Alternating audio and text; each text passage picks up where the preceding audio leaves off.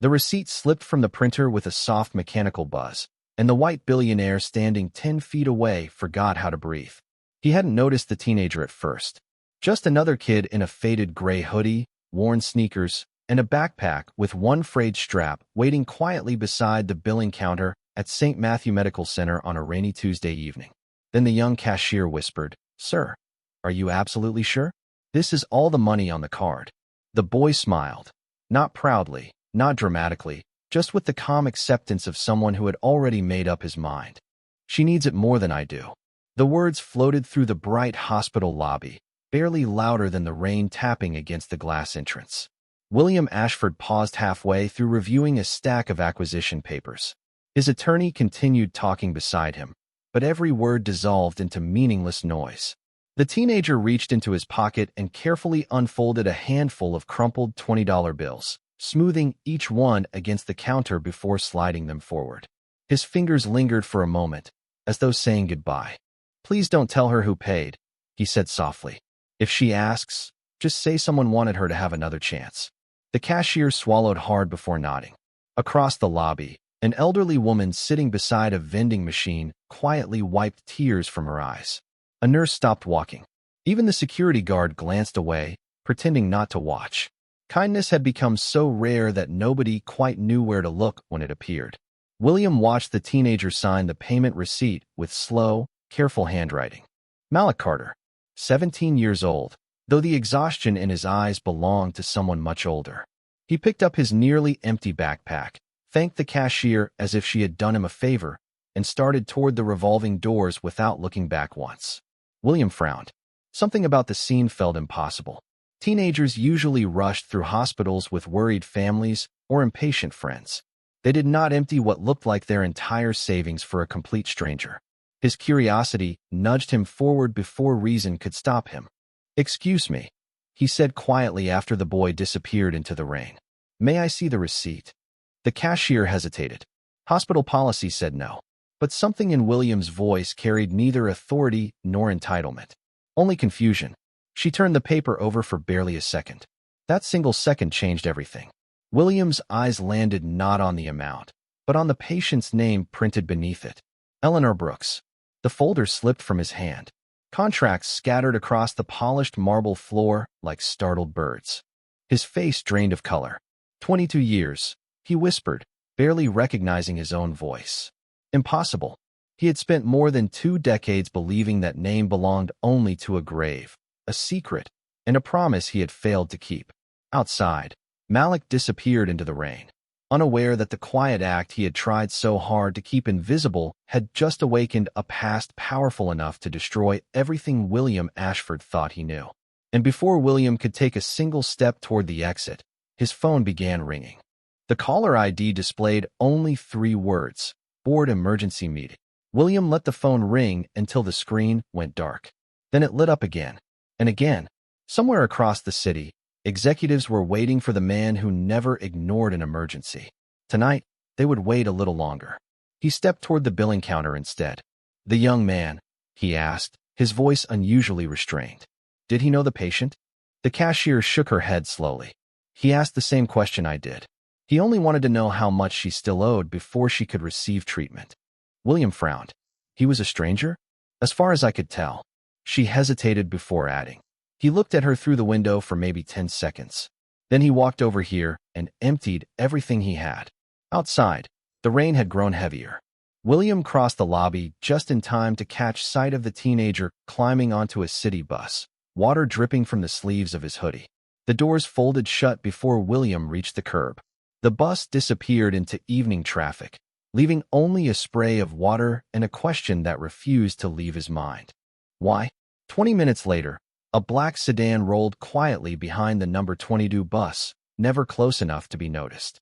William sat in the back seat, watching through rain-speckled glass as Malik stepped off near a neighborhood where the streetlights flickered and old brick apartment buildings leaned tiredly toward one another. There were no luxury towers here, no manicured sidewalks, just cracked pavement, corner stores with faded signs, and children laughing beneath umbrellas that had seen better days. Malik stopped outside a small grocery store instead of going home. He counted the few coins left in his pocket twice before buying a loaf of discounted bread, a carton of eggs, and a single bottle of generic milk. Nothing else. As he stepped outside, a little girl in a pink raincoat accidentally dropped her paper grocery bag. Apples rolled into the gutter. Without hesitation, Malik knelt on the wet sidewalk, chasing every apple before the rainwater carried them away. He wiped each one clean with the sleeve of his hoodie and placed them gently back into the bag. "You missed one," the little girl whispered. Malik smiled and handed her the last apple. "Now you have an extra." He never mentioned that he had quietly added one from his own groceries. William watched from across the street, saying nothing. His driver finally broke the silence. "Sir, should I keep following him?"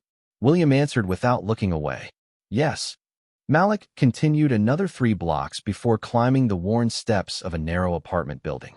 The hallway lights buzzed overhead. Paint peeled from the walls. He unlocked apartment 3B with a key attached to an old blue shoelace. Through a partly open curtain across the courtyard, William caught only brief glimpses. An elderly woman sat in a recliner by the window, wrapped in a knitted blanket. Before taking off his soaked shoes, Malik smiled at her as though the rain had never existed. He placed the groceries on the counter, knelt beside her chair, and gently adjusted the blanket around her shoulders. The woman reached up, touched his cheek, and seemed to ask a question. Malik laughed softly and answered with a reassuring nod, carefully hiding the nearly empty wallet as he slipped it deep inside his backpack. William stared at the warm light glowing through that small apartment window.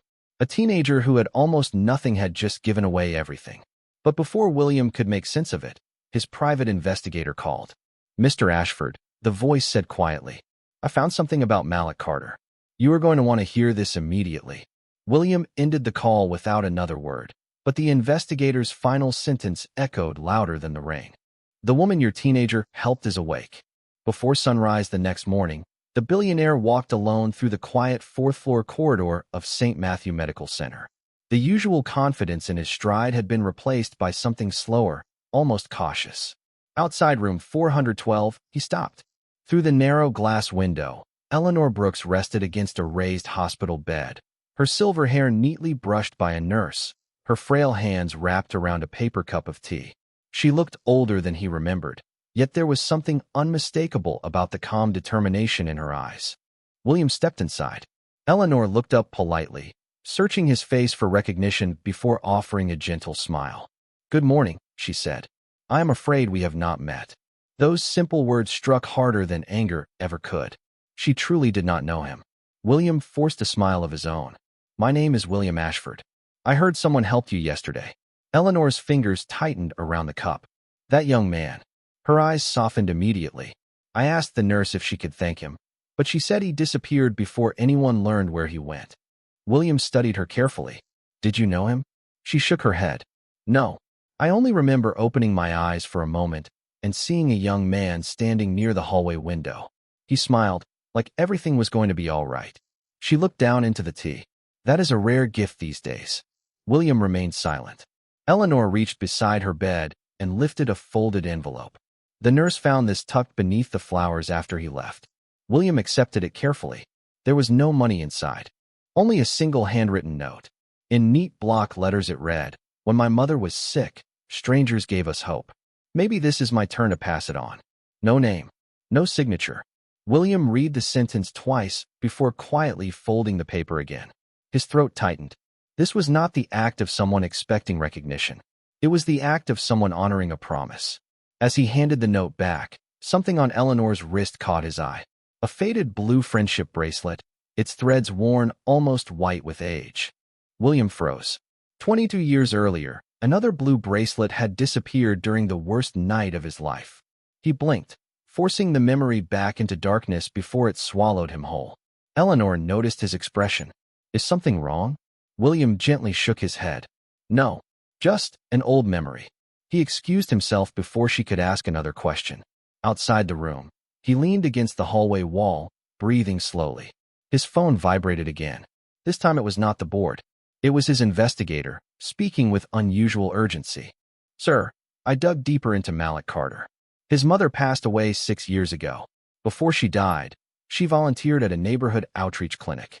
William closed his eyes. "Go on." There is something else. Every year, on the same date, Malik visits a small cemetery on the south side. He stays exactly 1 hour. Yesterday was the first year he missed it. William looked back through the hospital window at Eleanor, then down at the folded memory that still seemed to weigh in his hand.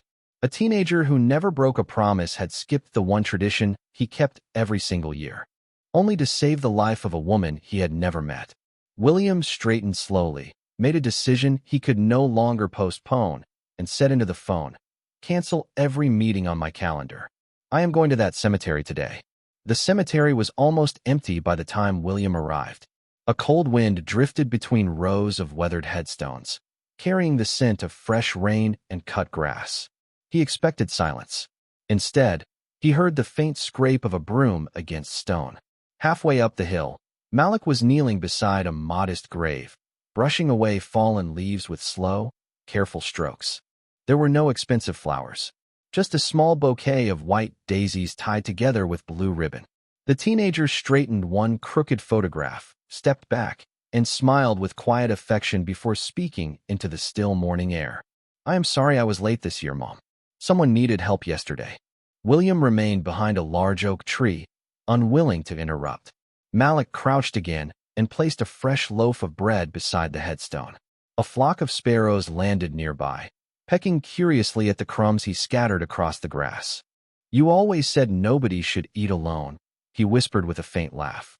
"I figured the birds would agree." The words settled heavily inside William. Nothing about the boy felt rehearsed. Nothing asked to be seen. After several quiet minutes, Malik picked up his backpack and began walking toward the cemetery gate. His phone vibrated. He answered immediately. "Hi, Grandma." His expression softened. "Yes, I bought your medicine. I will stop by after work." He listened, then chuckled gently. "No, I have not skipped breakfast." A pause. "I promise." The call ended with the warmth only family could leave behind. William waited until Malik disappeared down the sidewalk before approaching the grave. The inscription was simple. "Melissa Carter, beloved mother." She believed that kindness never dies. William read the words twice before noticing something tucked beneath the vase. A laminated photograph. Melissa stood outside a neighborhood health clinic, smiling brightly with one arm around a group of volunteers. William's breath caught. At the edge of the picture stood Eleanor Brooks, younger but unmistakable, wearing the very same gentle smile he had seen in the hospital room only hours earlier. They had known each other. More than that, they had worked together. William carefully photographed the image before stepping away. His heartbeat quickened. Back inside the sedan, he called his investigator. "Find every record connecting Melissa Carter and Eleanor Brooks." The reply came almost immediately. "Already working on it, sir." "There is one more thing." William stared through the windshield. "Go ahead." Melissa was employed for 6 years at the Ashford Community Outreach Clinic. William frowned. "That clinic closed almost 20 years ago." "Yes, sir.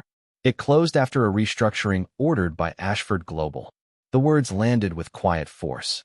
William remembered the meeting. He remembered signing dozens of documents in less than an hour, trusting recommendations prepared by executives he had never questioned. He had called it efficiency. Someone else had called it necessary. He had never looked back. Until now. The investigator continued carefully.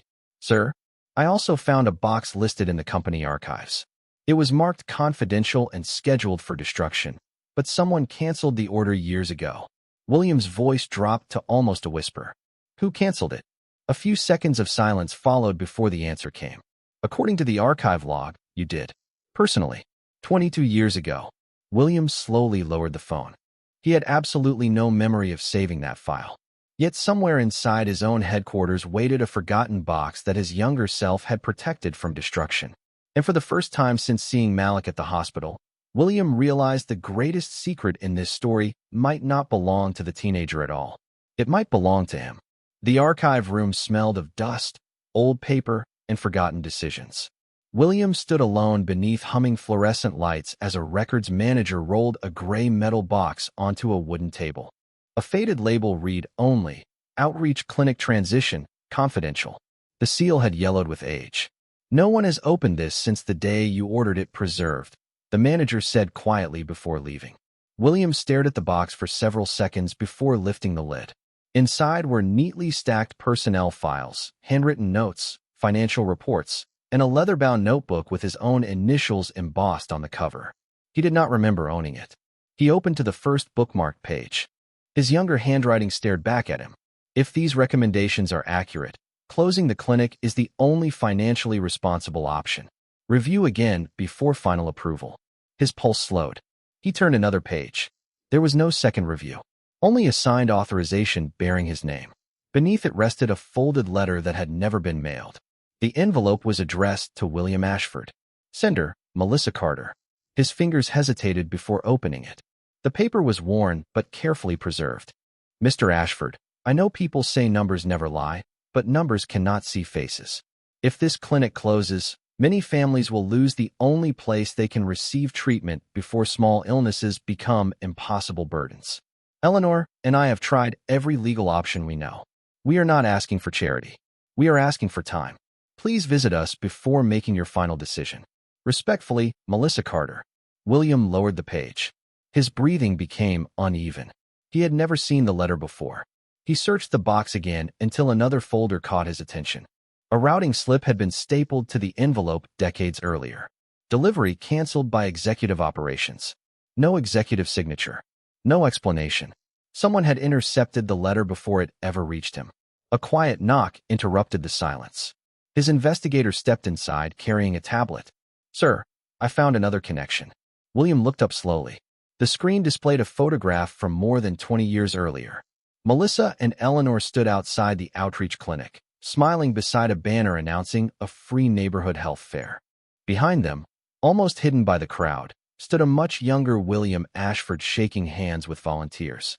He remembered attending the event for barely 15 minutes before rushing to another meeting. He remembered speeches, cameras, smiles. He did not remember Melissa. He did not remember Eleanor. But they had remembered him enough to write for help. There is something else, the investigator said carefully. After the clinic closed, many patients were transferred across the city. Some never received follow-up care because their insurance expired during the transition. William remained silent. Melissa lost her position within weeks. Eleanor continued volunteering until the program dissolved. The room seemed to shrink around him. This was no longer a story about one generous teenager or one unexpected hospital bill. It had become a trail of quiet choices, each one pushing another family a little farther toward hardship without anyone in the boardroom ever seeing their faces. William closed the notebook gently, almost reverently. Find everyone who signed off on this closure, he said.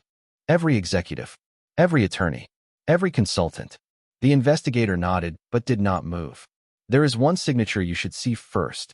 He turned the tablet around.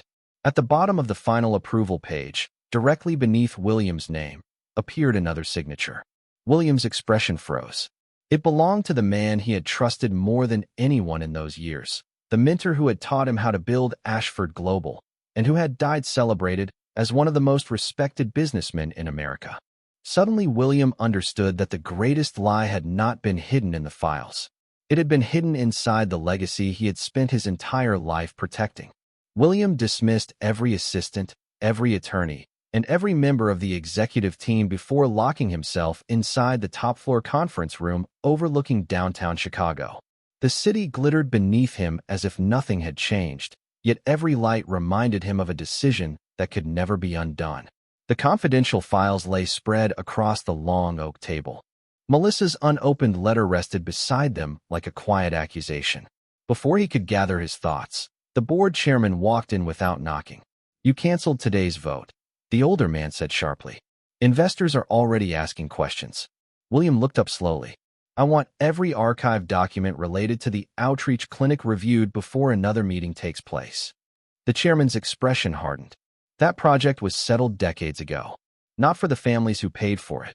Silence settled over the room. Then another executive leaned forward. If you reopen this, reporters will start asking why the company ignored warning letters. They will not stop with history. They will come after you personally. William said nothing. For the first time in years, the board members were not asking him to lead. They were asking him to look away. His phone vibrated. It was the investigator.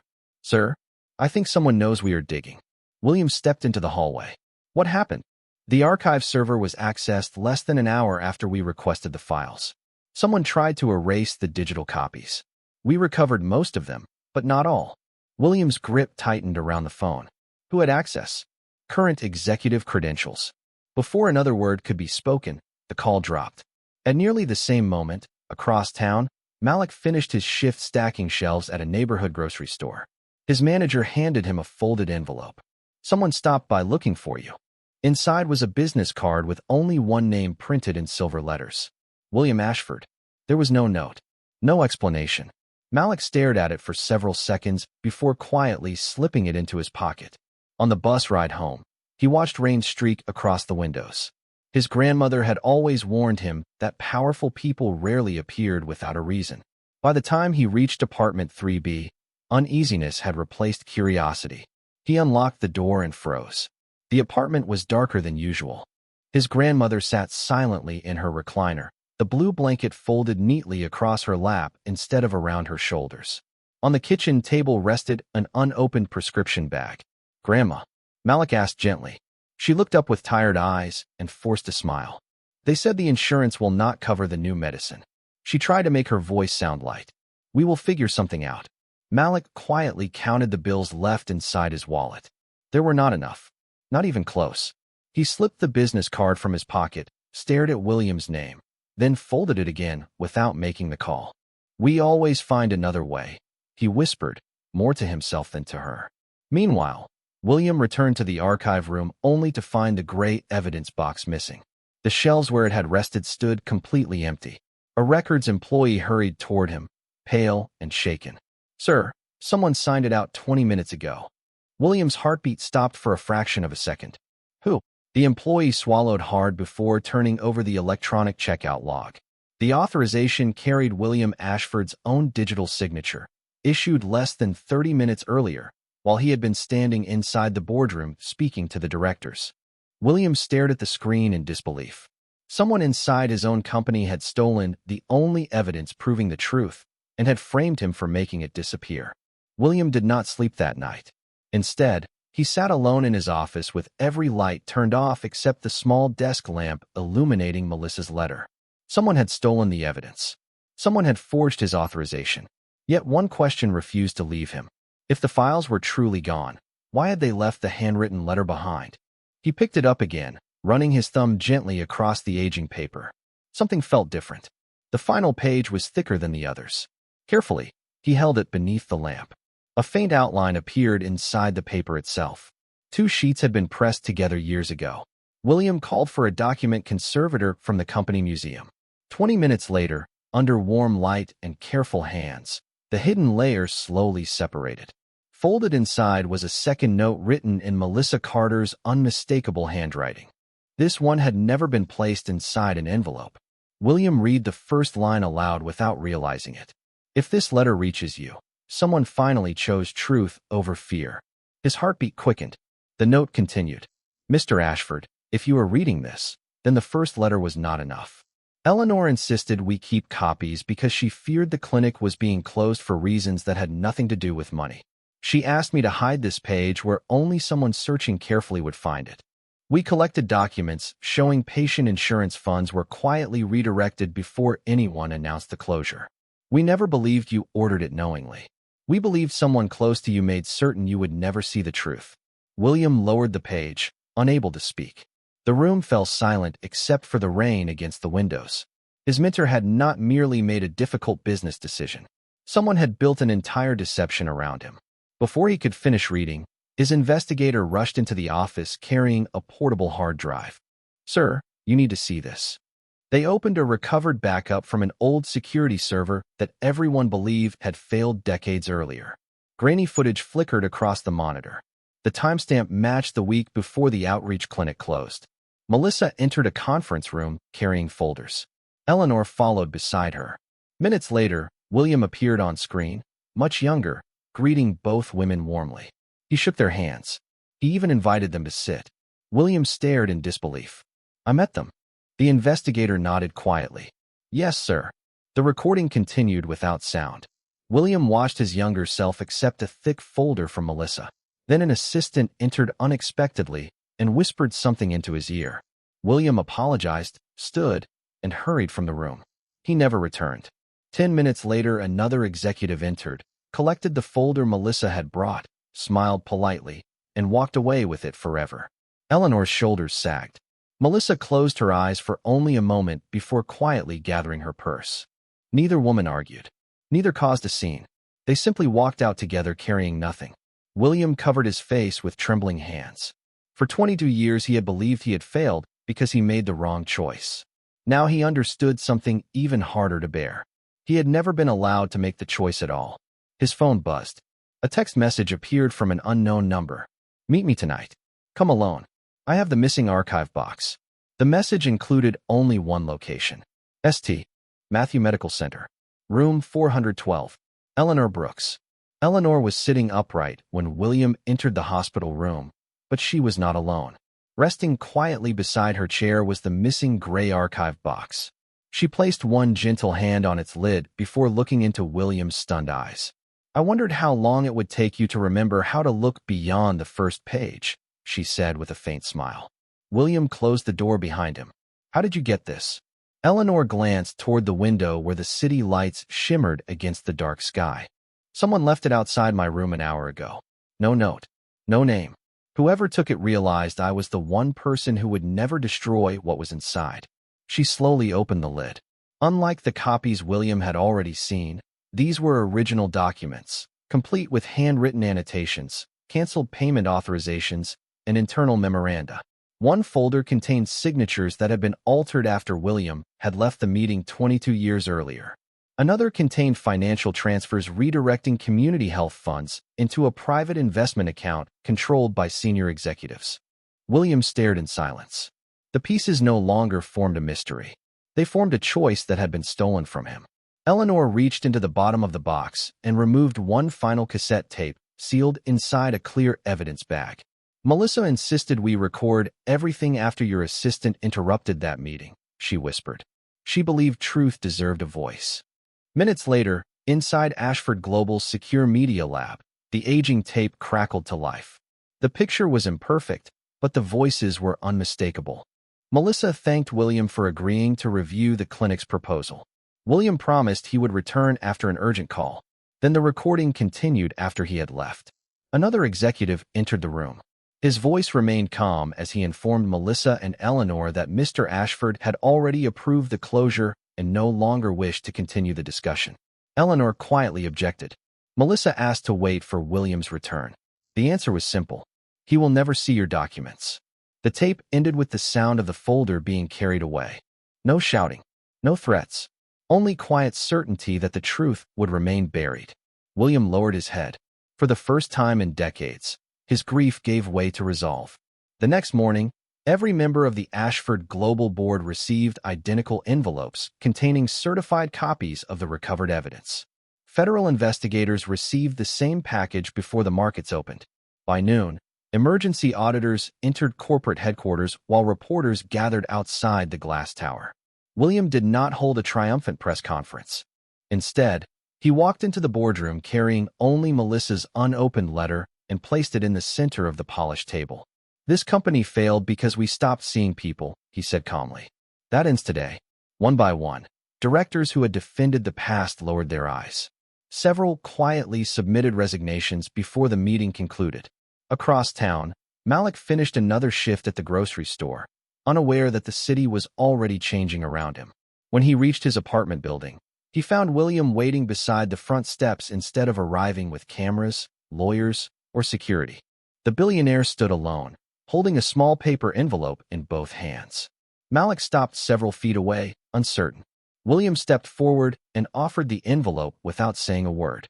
Inside was the original note Malik had left anonymously at the hospital, carefully preserved inside a protective sleeve. Beneath it rested a second handwritten page. It contained only one sentence. "You reminded me to become the man I should have been 22 years ago." Before Malik could look up, William quietly added, "There is one more truth you deserve to hear. But it belongs somewhere your mother would have wanted us to finish this story." He looked toward the distant cemetery on the hill, and for the first time, Malik nodded without asking a single question. The morning sun rose gently over the small cemetery, painting the dew with quiet streaks of gold.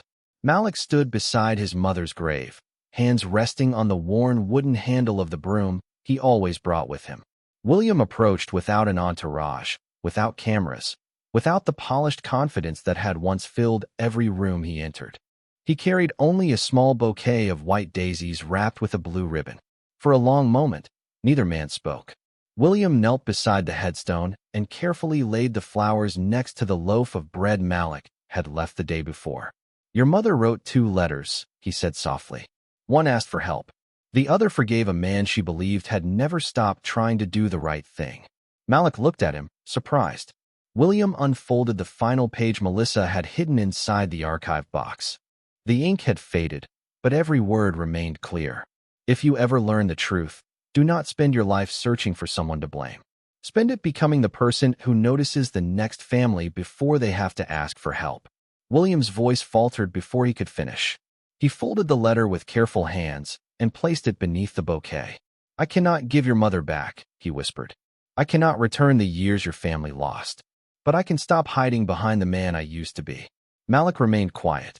After several moments, he reached down and gently brushed a few fallen leaves away from the edge of the stone. "She would have wanted you to stand up," he said, "not stay on your knees." William slowly rose. It was the first forgiveness he had ever received without anyone saying the word. In the months that followed, the changes were impossible to ignore, not because they were loud, but because they lasted. Ashford Global permanently restored funding for neighborhood health clinics across Chicago under independent community oversight. Scholarships were created for students pursuing nursing, social work, and public health, each awarded anonymously in Melissa Carter's name. Eleanor Brooks accepted an invitation to help guide the new outreach programs, though she insisted on keeping her tiny office instead of moving into the executive building. "People who need help do not usually walk into skyscrapers," she smiled. Malik never accepted a personal fortune. When William quietly offered to pay for everything, the teenager simply shook his head. "Help me earn it," he replied. Together they arranged a scholarship that covered Malik's education while requiring him to give back through volunteer service at the very clinics his mother had once fought to protect. His grandmother's medicine arrived every month, but never with William's signature attached. Some gifts, they both understood, carried more dignity when no one claimed credit. 1 year later, on the anniversary of the hospital bill that had changed so many lives, a small dedication took place outside a newly reopened neighborhood clinic. There were no giant banners, no celebrity speeches, no dramatic unveiling. Children chased one another across the sidewalk while nurses welcomed families through doors that had once been locked. Before leaving, William noticed a familiar sight near the entrance. A frightened young father stood quietly at the billing desk, counting a few wrinkled dollar bills with trembling hands. Without a word, Malik walked over, slipped a folded envelope across the counter, and smiled the same quiet smile William had seen on that rainy evening so many months before. This time, William did not follow him. He simply watched the young man disappear into the crowd, knowing the greatest legacies are never carved into buildings or balance sheets, but carried forward by ordinary hands that choose, again and again, to leave kindness behind without waiting for anyone to remember their name.